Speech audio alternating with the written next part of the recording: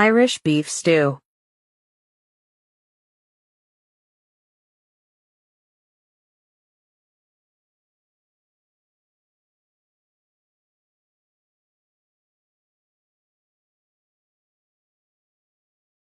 Flour beef.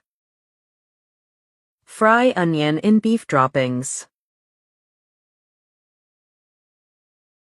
Pull in beef stock.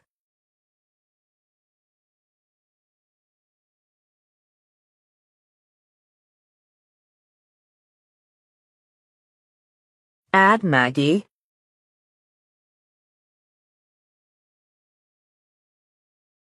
Add carrots. Roast potatoes at 450 for 25 minutes. Add in your cooked potatoes and peas at the end and enjoy.